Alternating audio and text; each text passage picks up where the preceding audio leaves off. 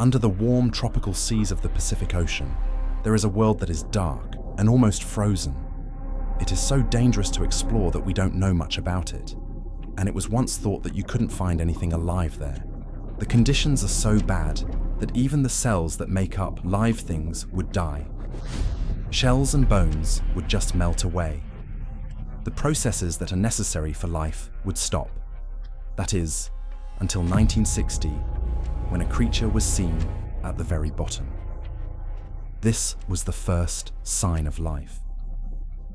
To make things even stranger, life had evolved to live at these depths and nowhere else on Earth. A lot of what we know about this secret place comes from rare specimens that have been brought up by remote probes or are sometimes caught by deep-sea fishing. Strange animals that have adapted to live in conditions we still don't fully understand sometimes wash up on our shores. When taken out of their natural environment, they are twisted and often destroyed, so we can only guess what they should look like and how they might live. The vastness of our deep ocean floors is the last unexplored frontier on Earth, waiting to be found. You're watching Beyond the Surface. In this video, I'll take you on a trip into the Mariana Trench, which is the deepest place on Earth. Our trip starts 150 years ago, when the British ship HMS Challenger was almost done with its 4-year mission to map the ocean floors. They had already done hundreds of soundings, which was hard work in all kinds of weather, from hot tropical heat to cold polar waters, putting a lead weight down until it touched the ocean floor and then pulling up meters and meters of cold, heavy and wet rope. What they saw was a flat, featureless surface of mud and silt about 3 to 4 kilometers below the surface. They were doing another routine, sounding in the middle of the ocean, 2,000 kilometers east of the Philippines. But on this day, the lead weight didn't hit the bottom at 3 kilometers, 4 kilometers, or even 5 kilometers. It kept going down into the deep. Even with more rope, it kept falling. As they tied on more rope, that lead weight kept falling into the water right under the thin wooden hull of their ship. We can only imagine how they must have felt. Back then, sailing the high seas was a dangerous adventure. The teams put their faith in old beliefs and superstitions. There were stories about huge creatures coming up from the depths, grabbing whole ships with their writhing tentacles and pulling them under. These fears may seem silly now, but back then they were very real. Eventually, the weight hit the bottom, more than 8 kilometers below. They found what is now called the Mariana Trench. If they had gone a little farther to the west, they would have found the deepest hole on Earth's surface. 11 kilometers down is the Challenger Deep. Mount Everest would fall into this hole, and it would keep falling until it was 2 kilometers below the surface. The Mariana Trench is very big, a 2.5 million kilometer long curved valley on the ocean floor that is about 70 kilometers wide. It starts 2,000 kilometers south of Japan and curves southeast before turning west toward the Philippines. In the west, the sides of the valley are steep hills made of igneous rock that can be seen. To the east, it climbs less steeply and opens up onto a mostly flat ocean floor for 12,000 kilometers, ending in Mexico. It's hard for us to picture the size. The Challenger Deep, which is a small part of the whole trench, is big enough to swallow up 5 Grand Canyons. The Mariana Trench is part of a series of unstable and always moving cracks in the Earth's crust that surround the Pacific Ocean. The Ring of Fire, which is made up of volcanoes, goes around them. The 40,000 kilometer fracture is where rock faces grind against and destroy each other many kilometers deep in the Earth. We are just now starting to understand how the surface of our planet has changed over time, why the continents are arranged the way they are, and how these deep cracks in the surface play a key role in that story. Before you look at this amazing geological feature, it helps to see the Atlantic Ocean, which is on the other side of the Americas. The Earth's surface is made up of oceans and countries. It's not as easy as just figuring out which parts are above water and which are under the water.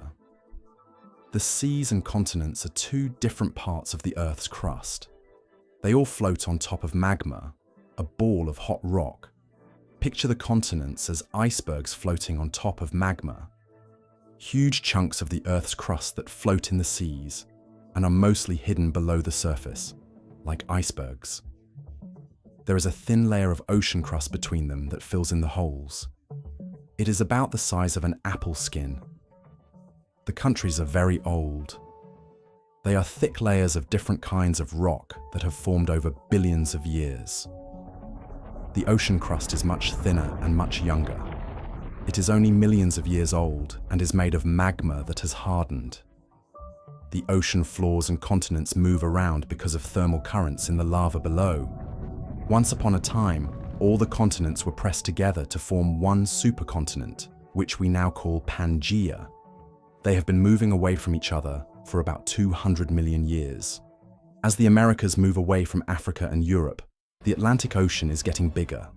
As they move apart, a new ocean floor is being made at a different fault, which fills in the gap running roughly down the middle of the ocean. The heat currents in the rock below drive this process. They go up and then spread out to the east and west, pushing the continents apart and making more ocean bottom. If the Americas are moving west, away from Africa and Europe, then they must be moving closer to Asia and Australia, which would make the Pacific Ocean smaller. In both the Atlantic and Pacific, new ocean floors are being formed by the same forces, which are driven by heat currents in the magma below. This is called the Pacific Tectonic Plate, and it moves outwards like a geological conveyor belt. But the Pacific Ocean is getting smaller. Where does all this ocean floor go? The Mariana Trench was a key piece of the puzzle. It is where the ocean crust that flows outward from the Pacific Ocean meets the landmass of Asia and Australia to the west and the Americas to the east. The ocean floor has to go somewhere as it moves away. It is pushed down and sinks under the continents around it, going back to the magma where it came from. This is called subduction. This is the world's largest recycling business. Earthquakes and the volcanoes that surround the Pacific Ocean are caused by this huge line of destruction, the fire ring. Some of the ocean floor melts as it is pushed down into the magma below. This melts and rises, erupting as volcanoes on the top. That's why there is a line of volcanoes on the outside of these subduction faults and deep ocean pits at the faults themselves. As the Pacific floor moves westward toward our trench, it cools and gets denser. That makes it fall toward the center of the Earth, where gravity pulls it down. Because of this, the ocean here keeps getting deeper. The oldest ocean crust on Earth is the Pacific Plate, which runs into our trench. It is 170 million years old. As the continents began to break apart, this plate formed. It is now at the end of its life.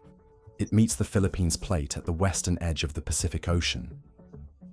This piece of Earth's crust is much younger and less thick than the mantle. It sits much higher above it. As it goes over the older sinking ocean bottom, it pushes it further down and bends a layer of solid rock that is several kilometers thick. It's hard to imagine the forces at work. The Mariana Trench is where the rising upper tectonic plate meets the falling Pacific Plate. Some of the world's geological wonders were formed in this area of destruction. There are huge active mud volcanoes here that dump hydrogen into the Pacific Ocean.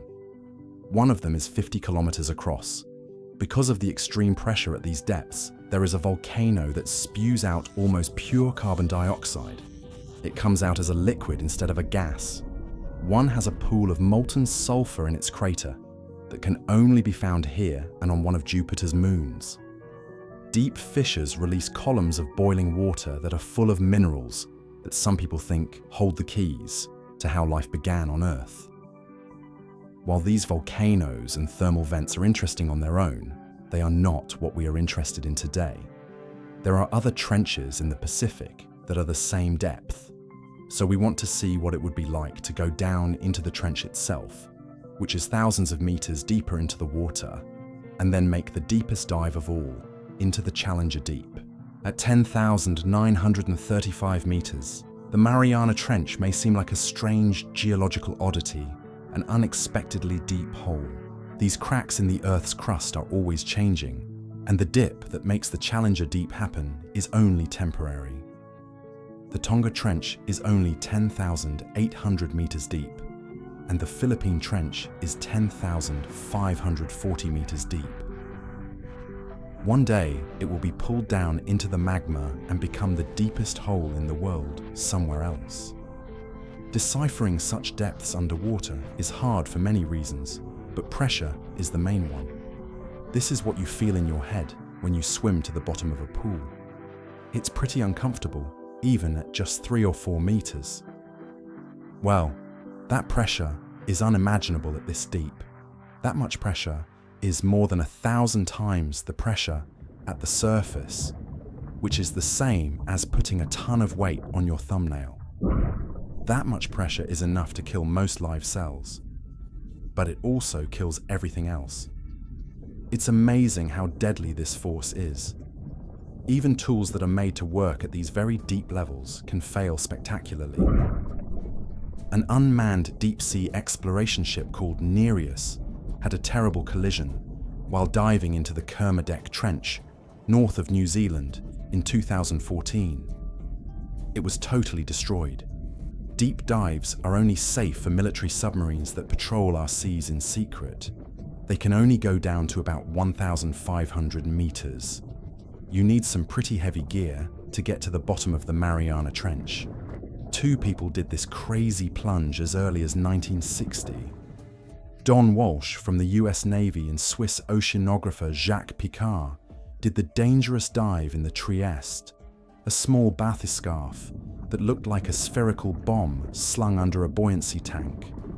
There was a huge bang at a depth of about 9 kilometers, but that didn't stop our brave explorers. They quickly looked around and didn't see anything wrong, so they kept diving. They didn't notice that one of the thick plexiglass window blocks on the outside had broken. This was one of the most important parts that kept their tiny capsule from collapsing. At the very end of what this submarine could do, they still went deeper, 3 kilometers deeper. It took them almost 5 hours to get to the bottom. When they got there, they could only see through 2 very small viewing holes that were only 50 millimeters across. Their lights also lit up a small area in the pitch black. When they got there, the sediment on the seabed was stirred up, so they couldn't see anything for a while. But then, to their amazement, they saw life. What they thought was a flatfish moving along the top of the silt is now thought to have been a sea cucumber, which is one of the few species that can live at this depth. They were only there for 20 minutes before they had to go back up, which took more than 3 hours. What they did was so dangerous that no one else would do the same descent for 50 years. At that time, only a few unmanned cars were dropped into the abyss. However, almost 7,000 people climbed to the top of Everest, and 12 people went to the moon. It's really hard to do things like that. The next manned descent didn't happen until 2012, when James Cameron did the first solo dive into the Challenger Deep in the aptly named Deep Sea Challenger. Since then, 20 more dives have been made into the Challenger Deep, bringing the total number of people who have made that short trip to more than 50. In 2021, Hamish Harding made the longest and deepest dive into the Challenger Deep. After 2 years, he was one of 5 people killed when the Titan submarine exploded while it was trying to study the Titanic wreck at a depth of only 3,800 meters. Don't forget how dangerous deep-sea diving can be. Above the water, all you can see is an empty, featureless ocean.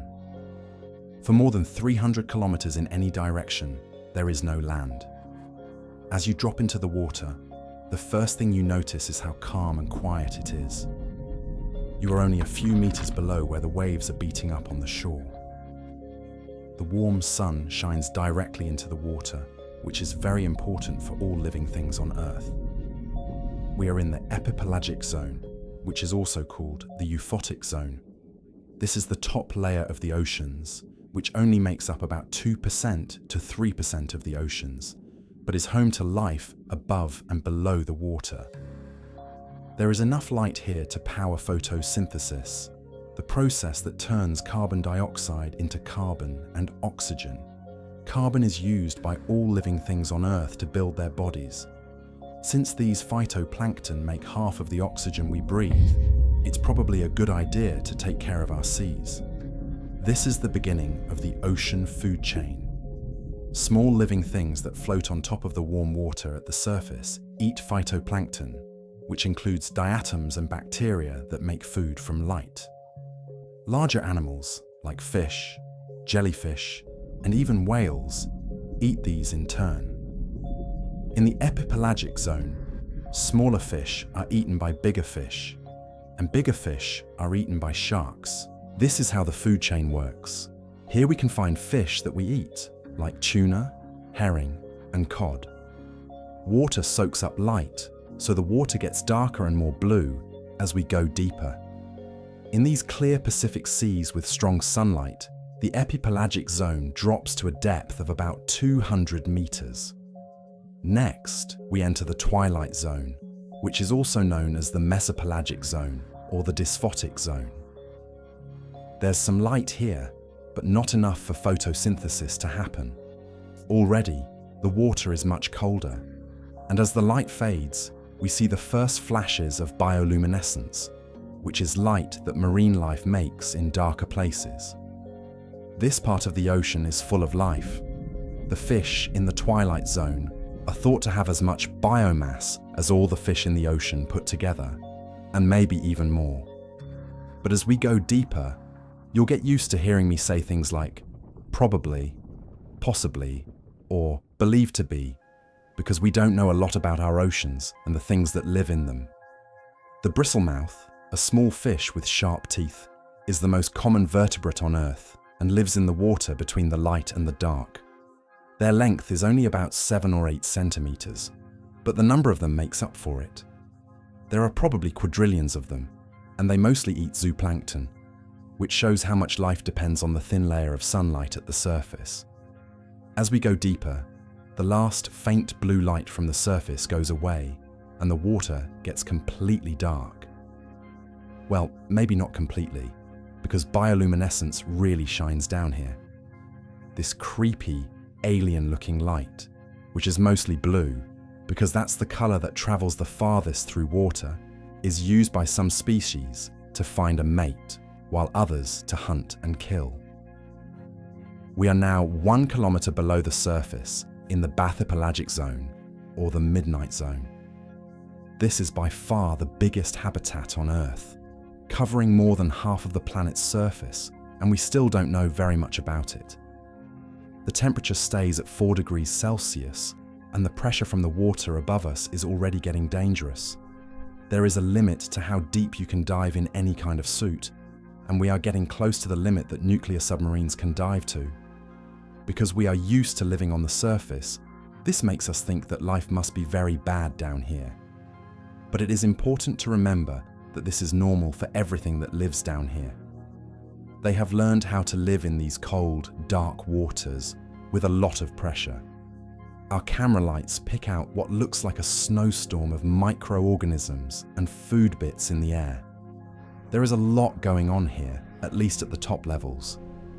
As we go deeper, creatures that look strange start to show up. Some people can see because they have very big eyes, but we can't even begin to imagine what they can see in what seems like total darkness to us. Owlfish hunt for shrimp and jellyfish by using very dim light. Barrel eyes are small fish with eyes that look up. They hunt their prey from below, and they can live and probably see in complete darkness up to 2,500 meters below the surface. Some, like the small eye snipe eel, are very different and have almost given up on using their eyes. Being down here doesn't really help unless you're using your huge eyes to hunt or find a mate. Most of the species that live in this very dark world don't have eyes. Instead, they use a system of pressure monitors to see anything that moves. This lets them hunt and kill, even if they are fully blind. Many animals use light to attract their prey. The anglerfish, which hangs a small glowing bait, is the most well-known. The anglerfish will eat anything that comes with the thought of eating this small glowing morsel. Its huge, spine-filled jaws will close on its food. The giant squid has the biggest eyes of any animal on Earth. Few of these deep-sea monsters have been seen, with the longest one reaching 13 meters. But there's no reason to think they don't get bigger, maybe even much bigger. This is called deep-sea gigantism, and it happens when species get bigger in deeper water. This is true for several reasons. Animals are less likely to eat you if you're bigger, and you can eat bigger animals yourself. Given that food gets scarcer deeper we go, it makes sense to be able to eat anything, no matter how big or small. Being bigger helps when meals are scarce. It may not make sense, but the bigger you are, the longer you can go without eating. You can only hope that the lunch you finally get is worth the wait. Animals also live longer and get bigger because they are less likely to meet something that could eat them. As we go deeper, the particles floating in the water that we saw in the upper levels are no longer there at all. By the time you get this far down, everyone has found and eaten everything that's interesting. Not even 1% of the organic matter on the top makes it to the deeper levels. This is a shooting ground, not a place for people who like to pick through trash. Eat or be eaten. The chimera, which is also called the ghost shark, has eyes that look dead, fins that look like wings, and a head that is way too big for its body. They are different from other sharks because their teeth are always there, so they can eat anything, no matter how big or small. The pelican eel is a truly strange sea creature. It has huge jaws and a stomach that can stretch out to swallow prey that is bigger than it. It's a good plan to have if you are around something that might want to eat you. That strategy doesn't always work though, because the lancetfish, a deep diving predator that can grow up to 2 meters long, eats the pelican eel. We've now gone past the bottom of the midnight zone and entered the Hadal Zone, which is the deepest part of the ocean. The name comes from Hades, the Greek god of the underworld. It is always close to freezing here, and it is very dark and under a lot of pressure. Cold water currents come from Antarctica and run across the ocean floor through these deep trenches. They are part of a global system of water currents that are important for the different weather and climates around the world. For living things that have adapted to these depths, this steady flow of cold, pressurized water is essential. It lets them get more air in a place where any small advantage can mean the difference between life and death.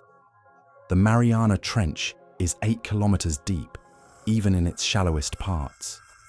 The seafloor here is made up of fine silt that is easily moved by water currents and raked over by organisms that are always looking for food. It settles to a smooth surface everywhere we look. There is more life here than in the open water, and the lights of our submersible show that there are huge mats of microbes oozing out of any rock formations that stick out above the silt. These are microorganisms that use hydrogen sulfide from the volcanic activity near the fault zone to power a process called chemosynthesis.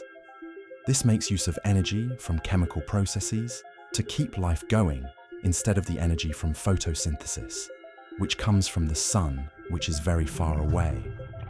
Even though it's not nearly as good as photosynthesis, you have to make the most of what you can find in these dark waters. It's a natural law that where there is possibility, it will be used. In this dark and empty place, these microbes bring life to the rocks, and then they become food for other microbes. This is how the cycle of life starts, even at these great depths. Any small amount of organic matter that floats down from above is the only other source of food. But after falling through 8 kilometers of water and passing marine life that is always looking for food, not much makes it this far. The main animals that do this are giant amphipods. Don't get too excited about the word giant, but these amphipods, which are usually only a few millimeters long, are huge compared to them. Translucent sea pigs are a type of sea cucumber with long antennae-like projections that seem to have many functions, including acting as legs. They search the seafloor for anything that might be edible. They are drawn to dead bodies that fall into these depths and will show up in big groups to eat those rare treats.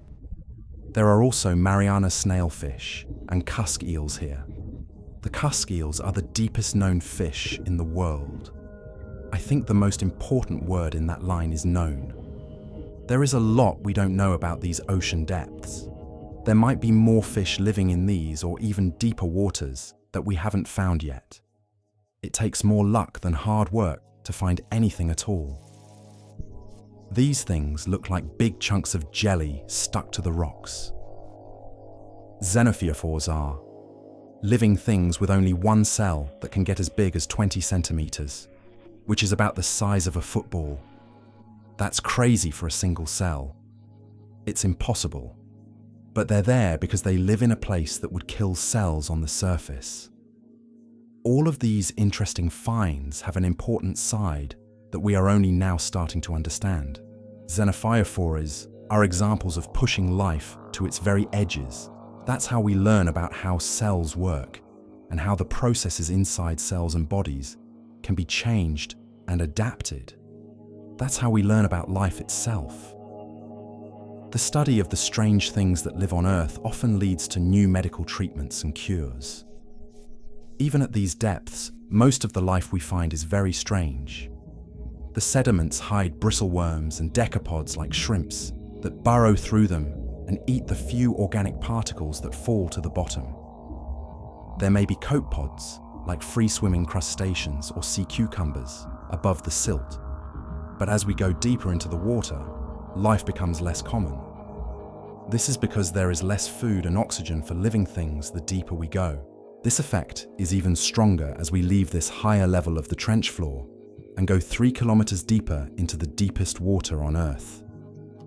The Mariana snailfish and cusk eels are no longer with us.